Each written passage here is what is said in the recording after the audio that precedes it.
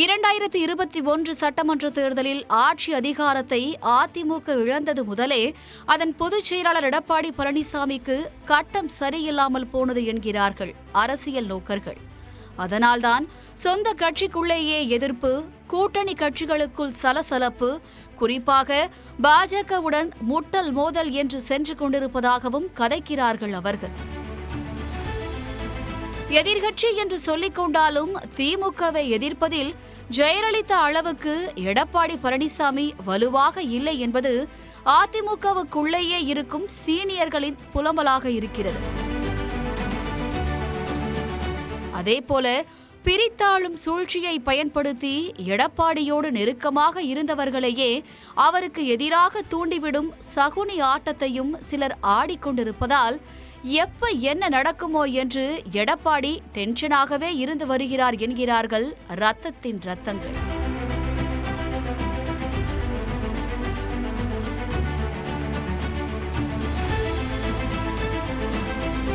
இந்த உச்சக்கட்ட டென்ஷன் காரணமாக யாரெல்லாம் தனக்கு குழி பறிப்பார்கள், யாரெல்லாம் தனக்கு உதவியாக இருப்பார்கள் என்று பட்டியல் ஒன்றை எடப்பாடி ரகசியமாக தயாரித்து வைத்திருப்பதாகவும், அதன்படி தனது ஆதரவாளர்களை தக்க வைக்க விட்டமின் பாவை அவ்வப்போது கொடுத்து கவனிப்பதாகவும் சீனியர் தலைவர்களே தகவல் பரப்புகிறார்கள்.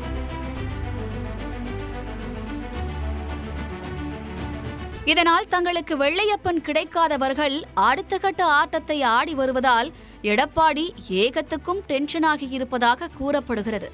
சமீபத்தில் எடப்பாடியை டென்ஷன் படுத்தியவர்கள் பட்டியலில் திருப்பூர் மாவட்ட முன்னாள் அமைச்சர் ஒருவரும் சேர்ந்திருப்பதாக உள்கட்சி வட்டாரத்திலிருந்தே தகவல் கசிகிறது. தனது பெயரோடு இனிஷியலை அடைமொழியாக கொண்டிருக்கும் அந்த எக்ஸ் மினிஸ்டர் தான் எடப்பாடியின் நெருங்கிய உறவு புள்ளி வீட்டில் ரெய்டு நிகழ காரணமானவர்களில் ஒருவர் என்பதுதான் டென்ஷனுக்கு காரணம் என்கிறார்கள். அது மட்டுமின்றி கூடவே சுத்திர செவ்வாழையாக இருந்து தமிழகத்தின் ஏக்நாத் ஷிண்டேவா என்று கேள்வி எழுப்பப்பட்டவருக்கு எடப்பாடி பற்றிய பல முக்கிய தகவல்களை பாஸ் செய்யும் நபர்களில் ஈரோட்டுக்காரரும் இருப்பதை எடப்பாடி பழனிசாமியே கண்டுபிடித்துள்ளதாகவும் கட்சிக்குள் கதைக்கப்படுகிறது.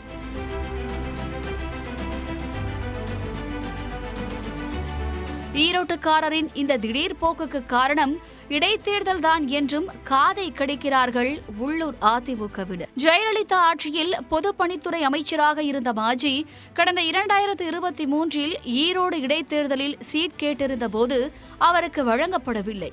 இந்த நிலையில் தற்போதைய இடைத்தேர்தலிலாவது வாய்ப்பு கிடைக்கும் என்று எதிர்பார்த்திருந்த நிலையில் இடைத்தேர்தலில் அதிமுக போட்டியிடப் போவதில்லை என்று எடப்பாடி அறிவித்தது மாஜி அமைச்சருக்கு டென்ஷனை ஏற்படுத்தியதாகவும், அதனால்தான் பதிலுக்கு பதிலாக எடப்பாடியை டென்ஷனாக்கி வருவதாகவும் கூறுகிறார்கள் உள்ளூர் அதிமுகவினர்.